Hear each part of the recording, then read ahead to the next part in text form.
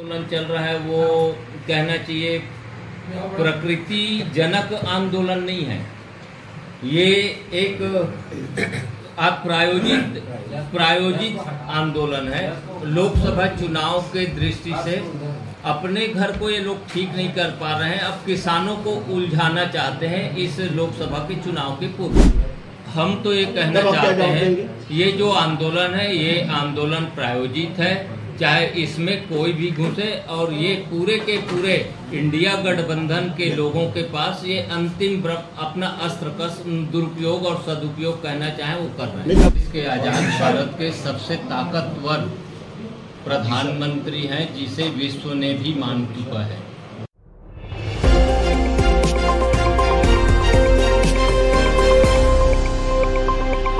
दुर्ग भाजपा ने किया राहुल गांधी के बयान पर तीखा पलटवार। किसान नेता एवं जिला सहकारी केंद्रीय बैंक पूर्व अध्यक्ष प्रीतपाल बेलचंदन ने कहा, गरीबों, शोषितों, पिछड़ा वर्ग के लोगों का अपमान करने राहुल गांधी यात्रा कर रहे हैं। कांग्रेस सांसद राहुल गांधी जिस भारत जोड़ो न्याय यात्रा को लेकर चल रहे हैं, उन्होंने कहा कि दरअसल वो भारत जोड़ो न्याय यात्रा नहीं बल्कि नफरत फैलाने वाला एक काफिला है। अपनी यात्रा के दौरान राहुल गांधी ने अनेक बार समाज को तोड़ने, जाति पंथ और सामाजिक सौहार्द में विष घोलने एवं पिछड़ा, गरीब, वंचित, शोषित वर्गों को नीचा दिखाया है। मोदी जी कहते हैं भाषण में पार्लियामेंट में, एक सेकंड भैया, मोदी जी पार्लियामेंट में कहते हैं ओबीसी वर्ग को भागीदारी की क्या जरूरत, मैं ओबीसी हूं। सबसे पहले मैं आपको बताना चाहता हूं, नरेंद्र मोदी ओबीसी पैदा नहीं हुए थे। फिर से सुनो, नरेंद्र मोदी जी दिल्ली का, सुनो भैया, मैं बहुत गहरी बात बोल रहा हूं, आपका लोगों का, आप सब लोगों का भयंकर बेवकूफ बनाया जा रहा है। सुनो, आप लोगों का भयंकर बेवकूफ बनाया जा रहा है। नरेंद्र मोदी जी ओबीसी नहीं पैदा हुए थे। नरेंद्र मोदी जी टेलीकास्ट के गुजरात में व्यक्ति पैदा हुए थे। उनको, उनकी कम्युनिटी को बीजेपी ने 2000 में ओबीसी बनाया। आपके प्रधानमंत्री ओबीसी नहीं पैदा हुए, आपके प्रधानमंत्री जनरल कास्ट पैदा हुए। मुझे बर्थ सर्टिफिकेट की कोई जरूरत नहीं है, पता मैं कैसे जानता हूं कि आपके प्रधानमंत्री ओबीसी पैदा नहीं हुए। वो किसी ओबीसी से गले नहीं मिलते, वो किसी किसान का ऐसे हाथ नहीं पकड़ते, वो किसी मजदूर का हाथ नहीं पकड़ते, वो सिर्फ अदानी जी का हाथ पकड़ते हैं। और ये पूरी जिंदगी में जाति जनगणना नहीं करेगा, क्योंकि ये आपके प्रधानमंत्री पूरे देश से झूठ बोल रहे हैं। ये ओबीसी नहीं पैदा हुए, ये जनरल कास्ट के आदमी है, ये ओबीसी जाति जनगणना कभी नहीं करने देगा। लिख के ले लो, जाति जनगणना का काम कांग्रेस पार्टी और राहुल गांधी करके दिखाएगा। इसके आजाद भारत के सबसे ताकतवर प्रधानमंत्री हैं जिसे विश्व ने भी मान चुका है। और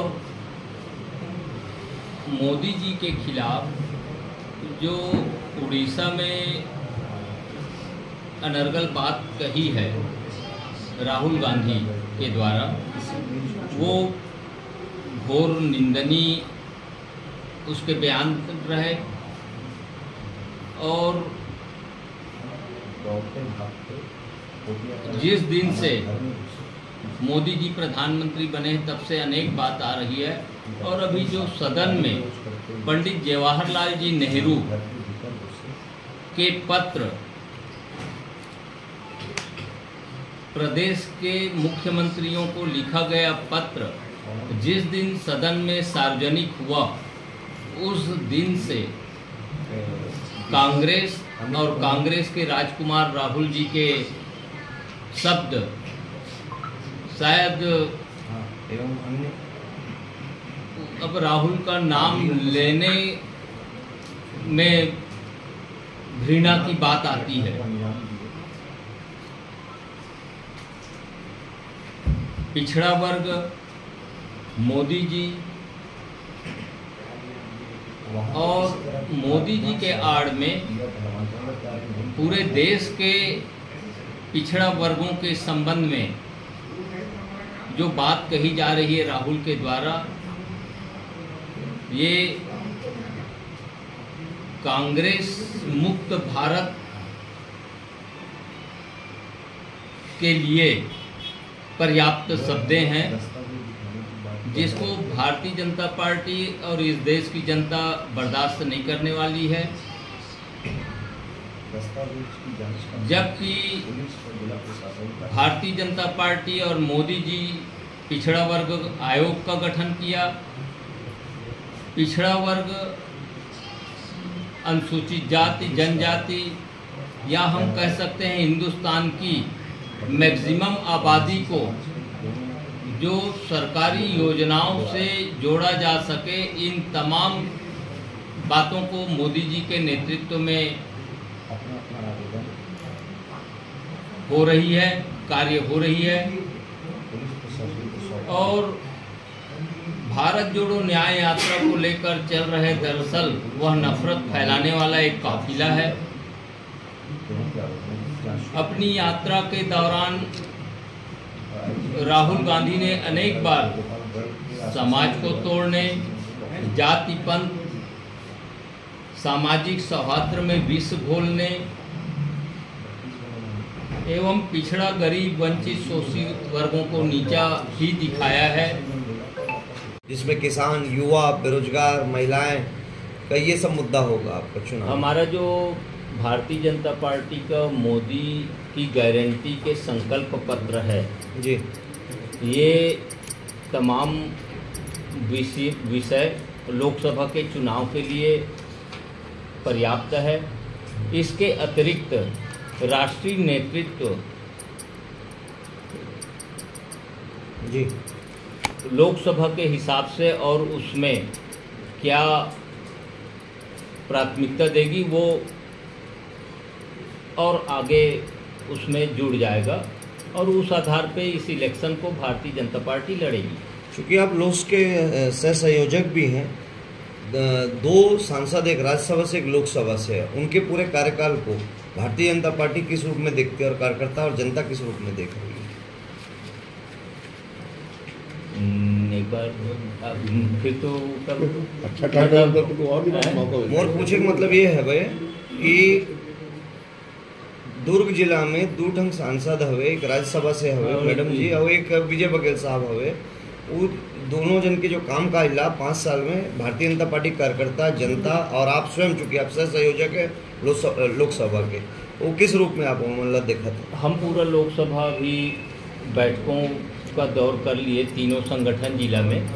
हमारे भारतीय जनता पार्टी के कार्यकर्ता जी दोनों राज्यसभा और लोकसभा के सांसदों के कार्यकाल से संतुष्ट हैं जी, संतुष्ट हैं। फिर तो उनको बदला दिया नहीं बदलना, वो तो बच्चे इतना पैदा होता है, बढ़ते जाता है ना, तो वो तो परिवर्तनशील है भैया, ये तो प्रकृति के नियम। वही बच्चा बढ़ता है ना। नहीं ऐसा नहीं। बढ़े हुए बच्चे हटा के उनके द्वारा कोई ऐसा। और भारतीय जनता पार्टी ये पहली पार्टी है जिसके कार्यकर्ता कहाँ से कहाँ बन जाता है। ये एक बहुत बढ़िया परंपरा भारतीय जनता पार्टी में है। इसके छोटे से कार्यकर्ता भी बहुत ऊंचे पद तक जा आप दावेदार हैं क्या लोकसभा के? नहीं, ये अभी बोलिए, मैं पूछता हूँ, पूछा नहीं है तो जवाब सबको मौका दो ना वर्मा जी, सबको मौका दो ना। लेकिन पूरा मौका आपने तीसरी योजना की बात कही है, लेकिन बजट में उसको शामिल नहीं किया गया। देखिए, कृषि बलराम किसानों के लिए आज भारत सरकार का जो बजट है उसमें जो किसान समृद्धि योजना है वो उसका 6000 का बढ़ने वाला है। और वर्तमान में केंद्र सरकार के कृषि योजना के अनेक योजना ऑलरेडी जारी है, जिसको 4.5 साल में प्रदेश की कांग्रेस की सरकार उस राशि को, उस आवंटन को खर्च नहीं कर पाई और वो तमाम पैसे लैप्स होते गए या भारत सरकार को वापस होते गई। तो अभी जो योजना भारत सरकार की है वो योजना इतना समुचित है कि उन योजनाओं के राशि को किसानों तक पहुंचा लें, तो अभी तत्कालिक तौर पे और नई योजना लागू करने की मैं आवश्यकता महसूस नहीं करता, इसलिए कि जब 917 रुपया अतिरिक्त पैसे भी किसानों की जेब में डाल रहे हैं और उसके अलावा भारत सरकार के जो चाहे प्रधानमंत्री कृषि विकास योजना हो, ऑर्गेनिक योजना हो, तमाम योजना में के 4.5 साल में पैसे को आवंटन होता था, पैसे खर्च नहीं होता था, दिल्ली सरकार का नाम होगा करके ये ढंग से दुर्भावनावश काम किए।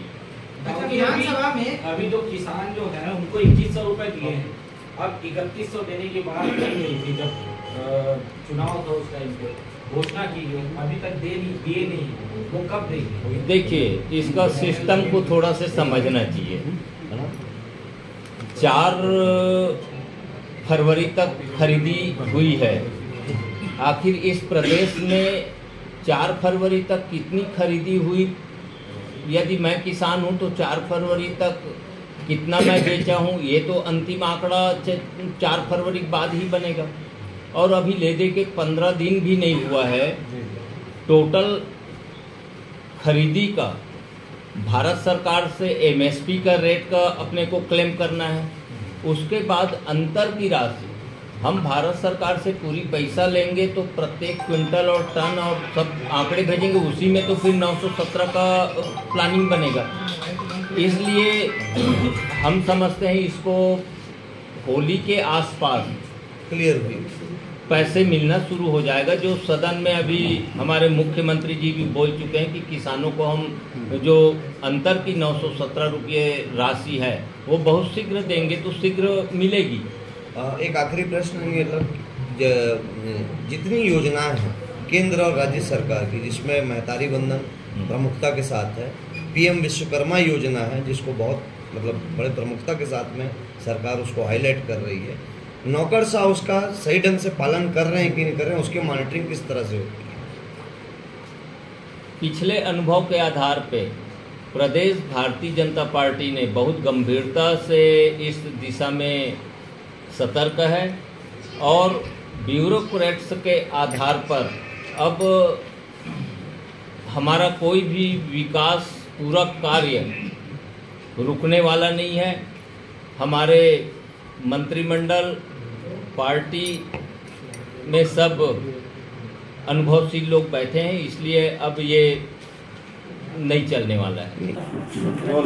माफी बताएंगे, राहुल जी का बयान आया, हमेशा से वो बयानों से लेकर चर्चा में रहे हैं, पहले भी उनका एक बयान को सजा दी थी, फिर एक बयान आया है जो पूरे देश में चर्चा का विषय बना हुआ है, उसको लेकर के पलटवार भी कर रही, बताएंगे। राहुल गांधी को पिछड़े वर्ग के लोगों से ईर्ष्या है और माननीय प्रधानमंत्री जी नरेंद्र मोदी हिंदुस्तान के अन्य राजनीतिक नेतृत्वकर्ताओं के लिए कोई भी विषय नहीं छोड़ रहे हैं, तो अब उनके डायरेक्ट मोदी जी को डायरेक्ट जो ओबीसी के नहीं है ऐसा जो बोल रहे हैं, ये बहुत ही हम लोगों के लिए पीड़ादायक विषय है। और राहुल गांधी का अब अंतिम नेतृत्व के रूप में कील ठुका गया है, कांग्रेस मुक्त भारत के तरफ स्वयं इनके हरकत ले जा रही है। क्या मानते हैं कि कांग्रेस मुक्त भारत को लेकर के मोदी जी बोल रहे, राहुल गांधी जी जो हैं उनके अंदर एक डर समा गया है कि कांग्रेस खत्म होने जा रही है, ऐसा कुछ सोच करके उन्होंने बयान दिया? नहीं, जो भी बयान दिया है, स्वतंत्र भारत की सबसे पुरानी पार्टी है और इसके कार्यकर्ता ऐसे बयान दे रहे हैं, इसका मतलब है कि ये लोग मान बैठे हैं कि अब कांग्रेस अपने आप में ख़त्म हो रही है मोदी जी के रहते, इसलिए ये लोग घबरा के कुछ भी अनर्गल बयानबाजी कर रहे हैं जो निंदनीय है।